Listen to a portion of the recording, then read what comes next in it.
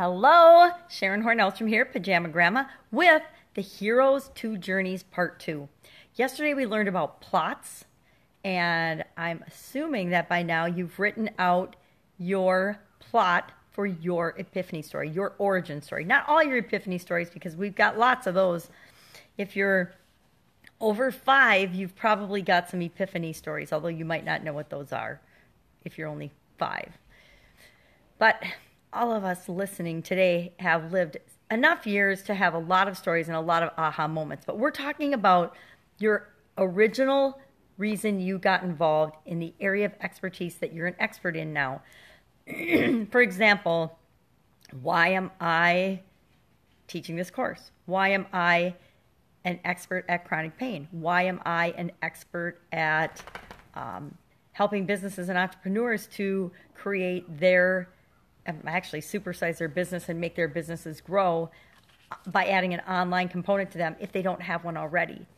Well, what story got me started down the road of learning how to do that so that I am now an expert in it? That's what we're doing. We're going back and we're looking at our origin story, and we're looking at it in a very specific, very methodic way, because we want to craft and create the best story that we can. And it's not like we're not telling the truth. It's all the same story. It's just how we tell a story makes a huge difference in the impact that it has on other people's lives. I think I mentioned yesterday about telling jokes and how absolutely horrific I am at telling jokes. Now, there is a science to and a method to learning how to tell a good joke. There's a science and a method, both an art and a science, to learning how to tell a good story. And we're going to master this, because this skill will be something that we can use throughout our entire life, not just for creating our expert business, but for actually talking to and communicating things with people in our family, people that we're in other groups or organizations with. This can truly enhance all of your relationships by being able to understand how to communicate better with other people.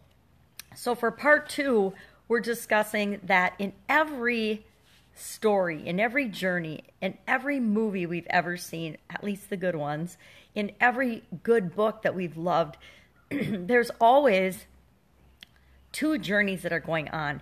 There's the story of the hero moving toward the thing that it is that they desire, the end result that they want. That is the first story. That's the journey of achievement. Then there's the journey of, I want to call it the right thing. Then there's the journey that's created internally, the journey of transformation. Hello, why was I losing the word transformation today? So you've got the journey of achievement is, what am I trying to achieve? What is the hero trying to achieve in their story? What were you trying to achieve or do? What result did you want when you began your journey to become an expert in the thing that you're an expert as? So for example, when I started my journey of discovering how the heck to deal with chronic pain, or chronic illness was what it began as, chronic illness in my life, what was the journey of achievement was, I wanted to be able to get out of bed, I wanted to finish school, I wanted to go to college, I wanted to get on with my life, I wanted to, live a great life. So that was the journey of achievement. But the journey of transformation is all the things that I had to go through and who I had to become in order to make that journey happen. So I'm not sure that was a great example. Let's think of a more concrete example than that. So a high school student, I decided I'm going to go to college. My journey of achievement is I want to go to college and graduate and get a degree in engineering, let's say. So my journey of achievement would have to do with the trials and the tribulations and what happened as I went through my college experience getting my degree in engineering. And then the journey of transformation would be who I had to become to actually achieve that goal, that result of graduating with a degree in engineering. That's a little bit more concrete an example. So the desire is what drives the journey of achievement in a story or a in our lives or in a movie or in a book, but come on, let's be honest, our books and movies and stories are all about what actually happens in people's lives or in our lives. And the journey of transformation, it's actually optional. People don't have to transform, but what makes a great story is when people do transform. It also makes it exciting when there's dogs barking and going crazy in the background, right? I don't know what she's barking at. She's downstairs, and I'm not going to yell at her. And yelling at her doesn't work. Usually I have to just go find out what she's doing and get involved. That would be a journey of achievement, achieving why, or going downstairs and finding out what's going on with the dog. So we've got the 2 journeys, which is what this whole chapter is about. This whole secret number 7 is about, is the hero's 2 journeys. Now, Michael Haug, we talked about him yesterday, a famous Hollywood guy that coaches filmmakers on how to make an amazing film. And what he discovered is that in this, pet her, she's barking at birds, I think. And there's lots of nature and animals around here. I don't know if you can hear it in the background, but there's tons because we live out in the country. And Jake is going to help me quiet her down because I am in the middle of a video, a training video. So he discovered that there are 5 turning points of conflict in any story or in any tale. And we're just going to cover them briefly. I'd like you to read them in the book on page 112 and 113 because Russell does a much better job of explaining them than I do. But the turning points are found, all of these are found in every great movie, every great book. And that's why we want to incorporate them into our story, in our Epiphany Bridge, in our Epiphany, yeah, it is an Epiphany Bridge, in our aha moment story for the people that we're talking to. And you can do this in a very smooth way, maybe with just a sentence or 2.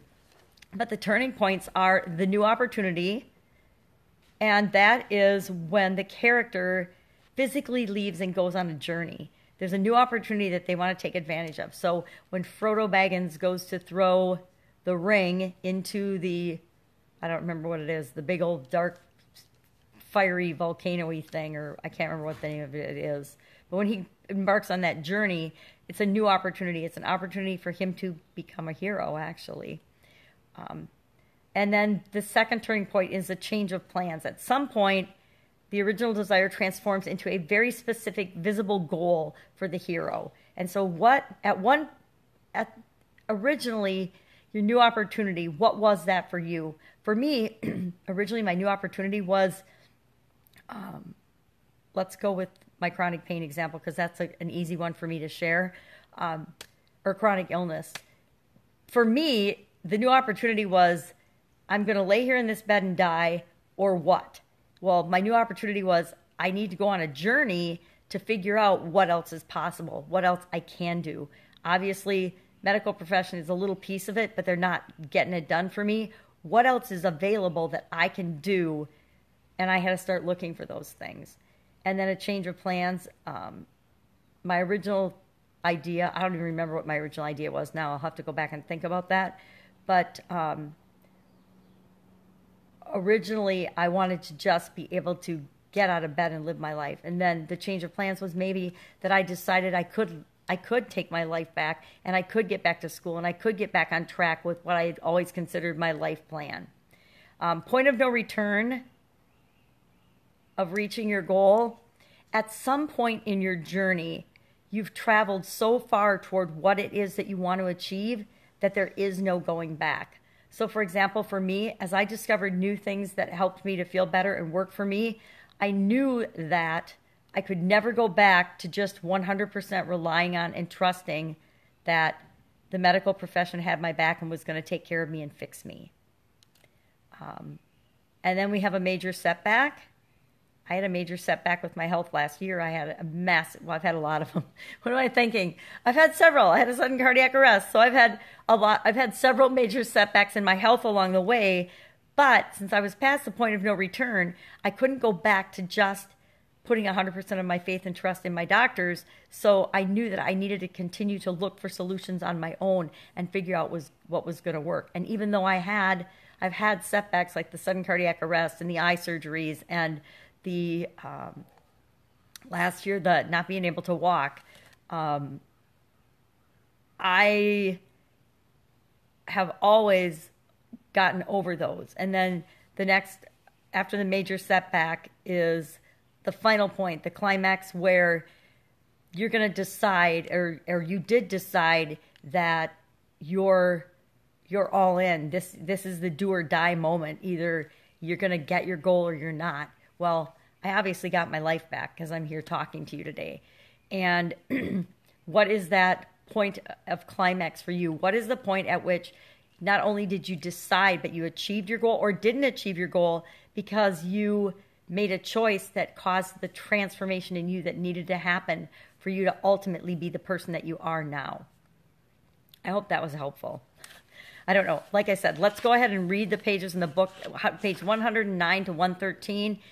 It's much more clearly defined by Michael Haug than it is me, because he spent decades studying and understanding and being able to boil this down into an understandable format and a really concise format for us.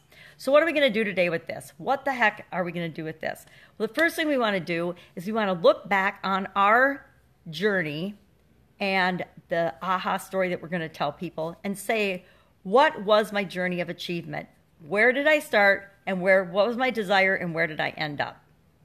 And just maybe in a sentence or two, describe that journey, that part of the journey. Then secondly, we're going to describe our journey of transformation.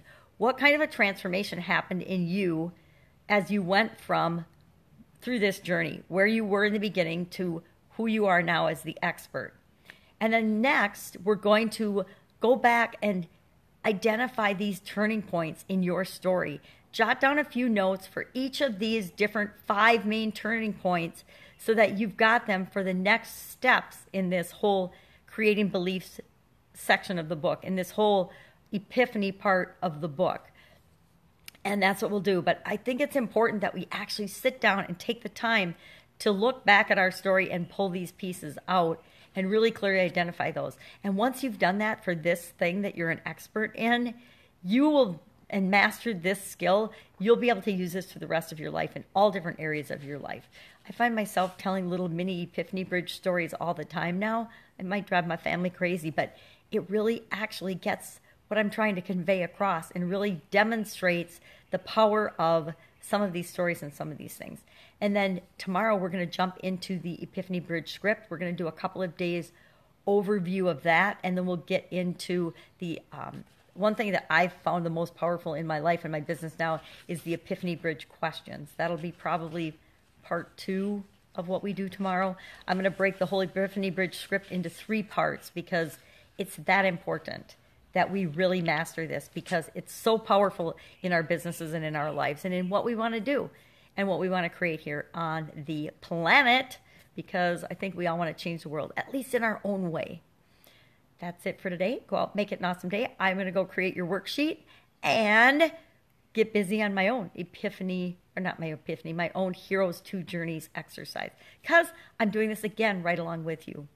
And since I've had a business transformation change of what I need to work on, I'm actually a couple steps behind, catching up. Make it an awesome day. I'll see you tomorrow. Bye.